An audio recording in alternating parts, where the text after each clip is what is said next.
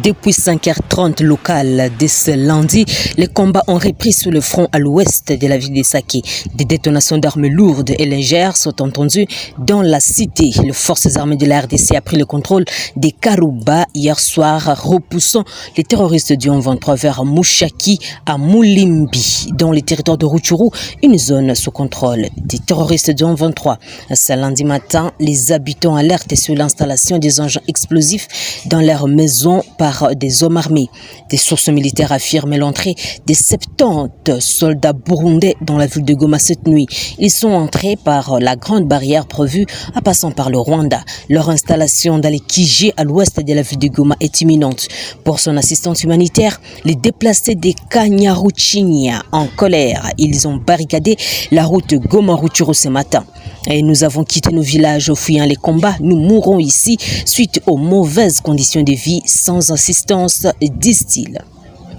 Autre chose, le président français Emmanuel Macron est-il conscient de la roublardise des autorités rwandaises et de leur supplétif du 23 pour croire que le cessez-le-feu sera respecté ce mardi 7 mars 2023, à tapant du poing sur la table devant les caméras du monde entier que toutes les parties ont manifesté la bonne foi de respecter le cessez-le-feu.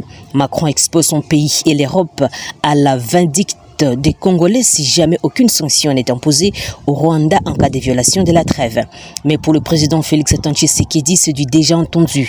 La réponse de Macron est purement théorique.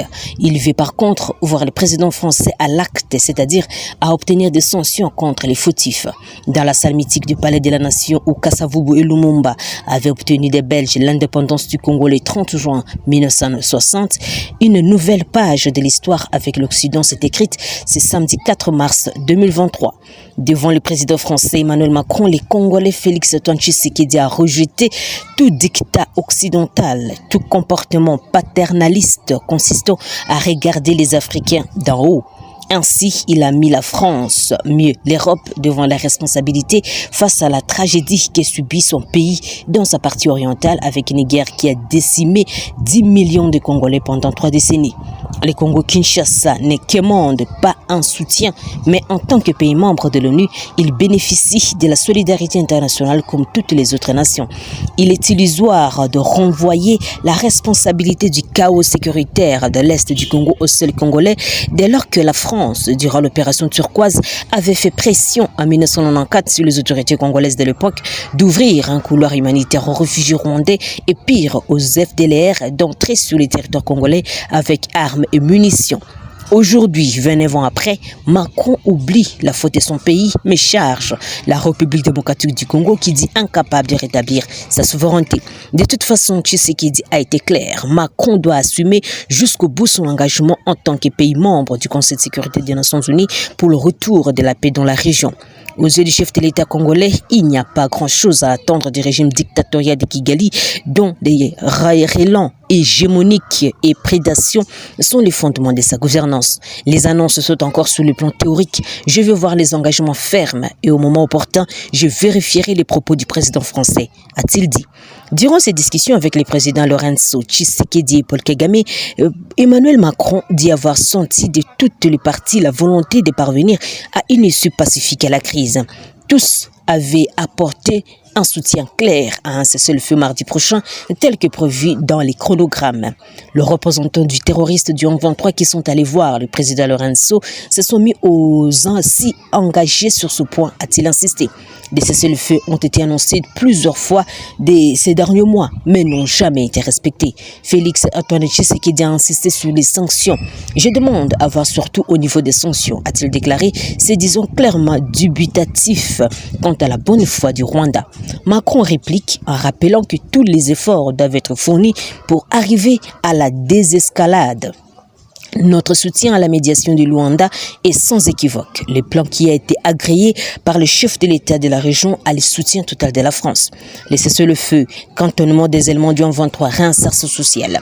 D'après lui, les pressions politiques, économiques et diplomatiques seront exercées pour que la feuille de route de Luanda soit respectée. Nous verrons si cela est respecté, mais aucun doit savoir observer ce rendez-vous. ceux qui s'éloigneront auront la sanction de l'histoire, a-t-il prévenu. Même rapport à l'aide humanitaire, Tshisekedi ne met pas sur la même longueur d'onde que Macron. Si le président français a annoncé une aide de 34 millions d'euros avec un pont humanitaire pour acheminer les vivres déplacés, Tshisekedi, le président congolais, lui pense que l'idéal serait de permettre aux déplacés de retourner dans leur milieu de vie pour recevoir cette aide.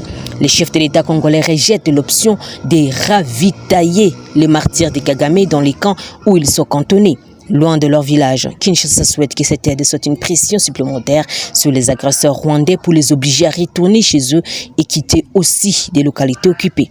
Les terroristes du M23 et l'armée rwandaise devraient quitter ces lieux et cela permettra aux populations de rentrer chez eux et même de se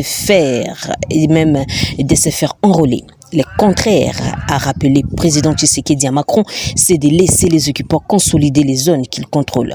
Habitué de vivre de la contrebande, le Rwanda a difficile de se passer des richesses naturelles du Congo qu'il pille depuis plus d'une vingtaine d'années. Autre nouvelle, le responsable d'une coopérative agricole a été tué ce week-end à Busumba dans le groupement Bachali Mukoto en territoire de Massissi Nord Kivu. Des sources administratives locales attribuent cet assassinat au présumé terroriste du M23 qui administre ce coin du pays. Bien que le mobile de cette tuerie ne soit pas connu, la société civile de Massissi présume qu'il s'agirait d'un assassinat ciblé. Terminons par cette nouvelle. Le président français Emmanuel Macron a promis le samedi 4 mars l'aide humanitaire de la France à la République démocratique du Congo, estimée à 34 millions d'euros à la suite de la situation de l'Est du pays.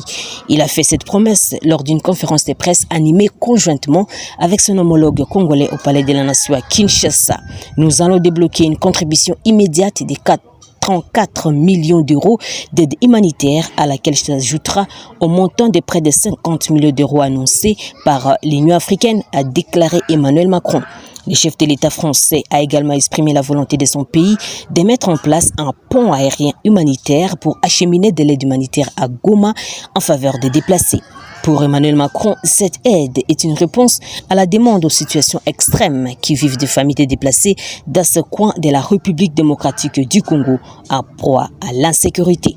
La France se propose également de fournir le moyen de transport pour la mobilité des civils et des militaires dans l'Est de la RDC. Je vais ici remercier les commissaires européens Janez d'avoir amorcé cette solidarité européenne qui se concrétisera dans les jours qui viennent par l'acheminement de plusieurs tonnes de matériel humanitaire au profit des populations déplacées dans les régions de Goma et dans toutes les régions qui ont été affectées par ce mouvement terroriste et ces groupes terroristes, a conclu le président français et a clôturé sa visite quinoise le dimanche 5 mars. Chers téléspectateurs d'Afro Info 243, c'est par ici que s'achève notre émission. Merci de nous avoir suivis depuis la province de l'Ituri, Santi Chisenga pour Afro Info 243. Au revoir.